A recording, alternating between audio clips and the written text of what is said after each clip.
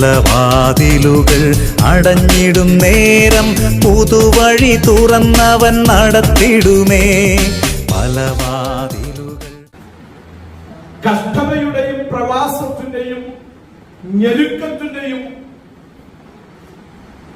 ഒറ്റപ്പെടലിന്റെ നടുവിൽ ദൈവം തന്നോട് കൂടെ ഇരുന്ന തന്റെ ഹൃദയത്തെ, തന്റെ ആത്മാവിനെ സന്തോഷിപ്പിക്കുന്ന ഒരു തലം. നമുക്ക് എന്തെല്ലാം പ്രയാസം ഉണ്ടായാലും ആത്മാവിൽ നാം എന്ത് ചെയ്യരുത്? ക്ഷീണിക്കരുത്. ആത്മാവിൽ ക്ഷീണിച്ചു പോയാൽ സകല ടൈം ടേബിളും. പക്ഷെ ദൈവാത്മാവ് നമ്മോട് പറയുന്ന ഒരു ഭാഗം ദൈവമക്കളുടെ ജീവിതത്തിന്റെ ഉള്ളവകളിലേക്ക് പരിശുദ്ധാത്മാവ് കൊണ്ടുവരാൻ ആഗ്രഹിക്കുകയാണ്. എന്താണ് അവിടെ രേഖപ്പെടുത്തിയത്? ഉത്സവം ആചരിക്കുന്ന പുരുഷാരത്തിന്റെ സന്തോഷം. ശ്രദ്ധിക്കണം, ഇവിടെ കല്ലിൽ പട്ടണത്തിൽ വലിയ ഒരു കാർണിവൽ അല്ലെങ്കിൽ വലിയൊരു പരിപാടി നടക്കുക. ദേശവാസികളായിരിക്കുന്ന നമുക്ക് പൊതുവിൽ ആ പ്രോഗ്രാമുകൾ വർണ്ണക്കടലാസുകൾ കൊണ്ട് പട്ടണങ്ങൾ അലങ്കരിച്ചിരിക്കുന്നു, ലൈറ്റുകൾ കൊണ്ട് പട്ടണം അലങ്കരിച്ചിരിക്കുന്നു, വീടുകൾ വർണ്ണ കളറുള്ള ബൾബ് കൊണ്ട് അലങ്കരിച്ചിരിക്കുന്നു. ഇതൊക്കെ നമുക്ക് കാണുമ്പോൾ മനസ്സിന് ഒരു കുളിർമ വരാറുണ്ട്, ഇല്ലേ? കുളിർമ വരാറുണ്ട്, ഒരു സന്തോഷം വരാറുണ്ട്. പ്രത്യേകിച്ച് നമ്മുടെ കുഞ്ഞു കുട്ടികൾക്ക് ഇതൊക്കെ കാണുമ്പോൾ വല്ലാത്തൊരു ആഹ്ലാദമായിരിക്കും. അവർക്ക് തുള്ളിച്ചാടാനും അതിലൊന്ന് പോയി തൊടാനും അതിന്റെ അടുക്കലേക്ക് ഒന്ന് പോയിരിക്കാനും ഒക്കെ അവർക്ക് വളരെ ആഗ്രഹമായിരിക്കും, കളർഫുള്ളായ ഒരു തരം. പക്ഷേ ദൈവസാന്നിധ്യം ഇറങ്ങി വരുന്ന ഇടത്ത് ദൈവമക്കൾ എങ്ങനെയായിരിക്കണം?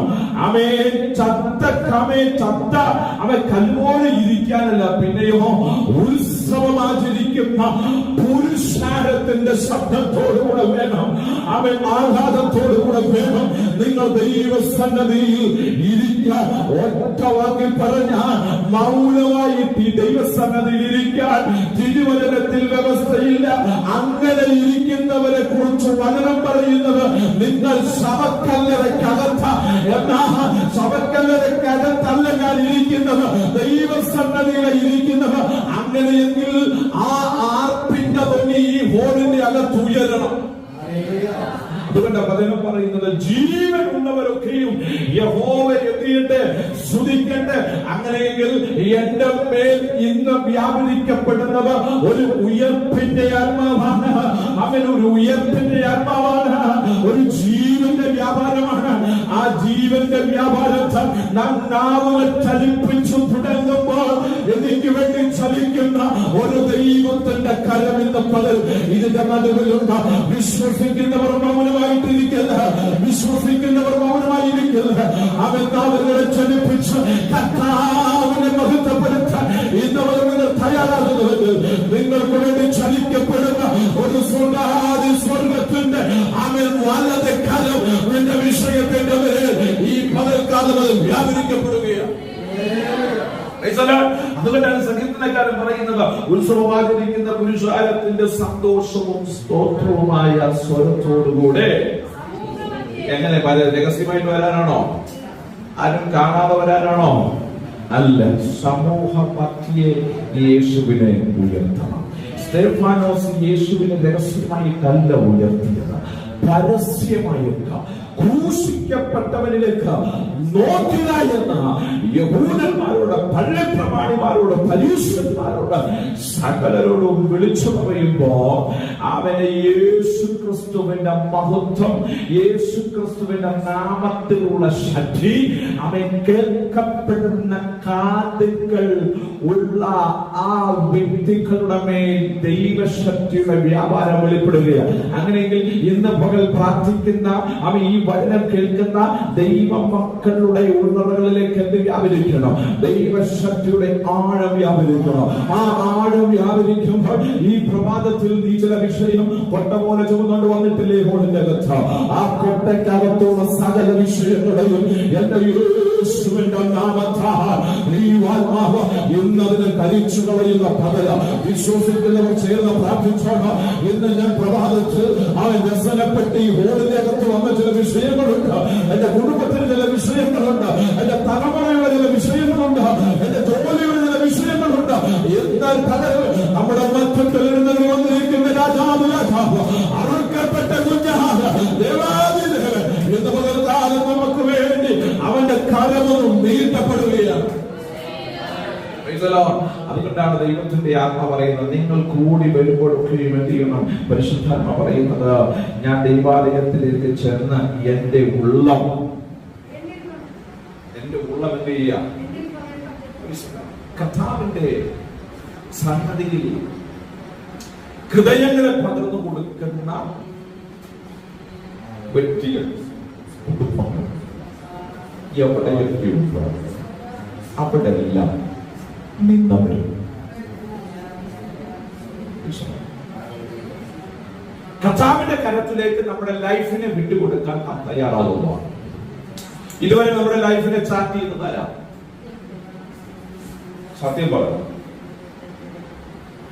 നിങ്ങളുടെ പേഴ്സിലെ പണമല്ലേ, നിങ്ങൾ നിന്ന കുടുംബത്തിന്റെ സ്റ്റാറ്റസ് അല്ലേ ഇതുവരെ നിങ്ങളെ ചാർട്ട് ചെയ്തത്? പേഴ്സല്ല. എന്നാൽ അതിനൊക്കെ മാറ്റി വെച്ചിട്ട് ഇന്ന് മുതൽ എന്റെ ടൈം ടേബിൾ കർത്താവിന് വിട്ടുകൊടുക്കാമോ? എന്നെ ചാർട്ട് ചെയ്യാൻ പരിശുദ്ധാത്മാവിന് വിട്ടുകൊടുക്കാമോ? ദൈവത്തിന്റെ ആത്മാവ് ഒരു കാര്യം നമ്മെ പഠിപ്പിക്കുന്നുണ്ട്. ഒന്ന് ശമൂവേലിന്റെ പുസ്തകത്തിൽ നമുക്ക് എല്ലാവർക്കും അറിയാവുന്ന ഒരു കാര്യം, 1-ാം അധ്യായത്തിന്റെ 15-ാം വാക്യം. 1 ശമൂവേൽ 1:15. അതിന് ഹന്ന ഉത്തരം പറഞ്ഞത്, അങ്ങനെയല്ല യജമാനനെ, ഞാൻ മനോവസനമുള്ള ഒരു സ്ത്രീ. സാഹചര്യം അറിയാം.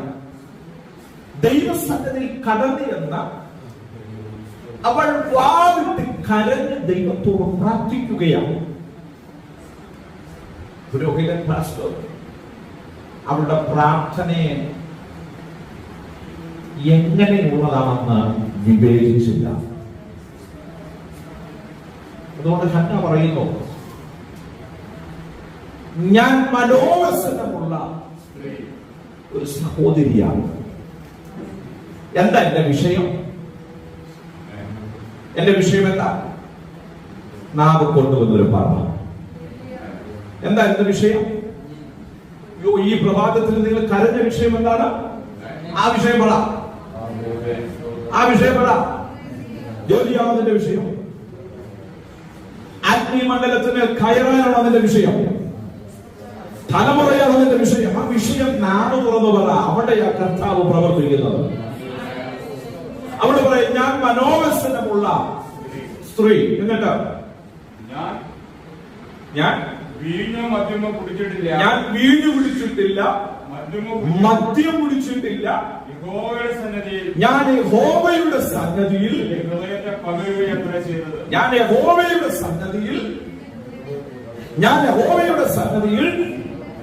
അങ്ങനെയെങ്കിൽ പാസ്റ്ററിനല്ല നിങ്ങളുടെ ഹൃദയം പകരേണ്ടത്, കൂട്ടുവിശ്വാസിക്കല്ല നിങ്ങളുടെ ഹൃദയം പകരേണ്ടത്, നാം സ്നേഹിക്കുന്ന നിത്യനായ ദൈവത്തിന് നമ്മുടെ ഹൃദയത്തെ തുറന്നു കൊടുക്കാൻ തയ്യാറായ, പകർന്നു കൊടുക്കാൻ തയ്യാറായ, നിന്റെ വിഷയത്തിന്റെ മേലുള്ള വിടുതലുകളെ സ്വർഗത്തിന്റെ ദൈവത്തിന്റെ വാതിലുകളെ തുറന്ന് നിന്റെ ഭവനത്തിന്റെ ഉന്നതകളിലേക്ക് അവന്റെ മറുപടി വെളിപ്പെടും. ആമേൻ.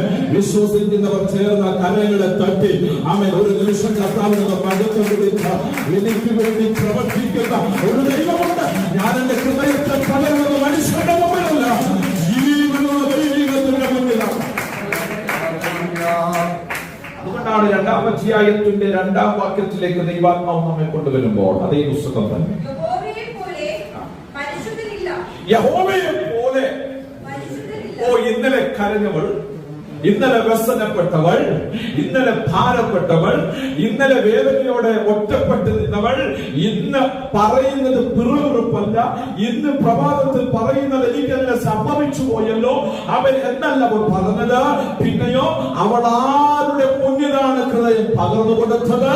ആ ദൈവം പരിശുദ്ധൻ തന്നെ എന്നവൻ വിളിച്ചു പറയുന്നു.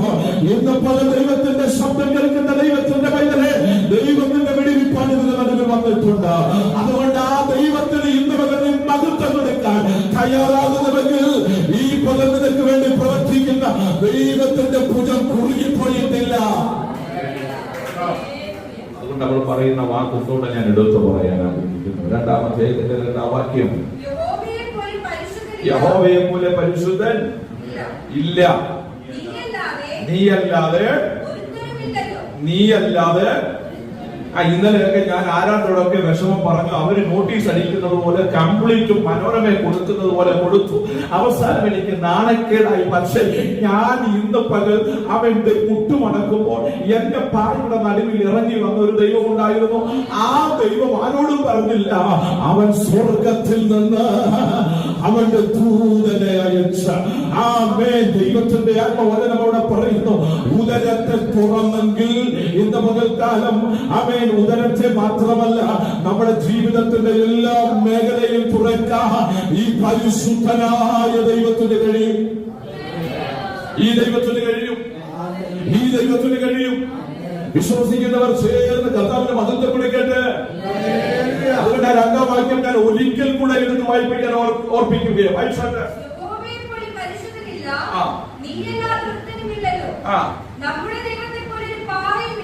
നമ്മുടെ ദൈവത്തെ പോലെ നമ്മുടെ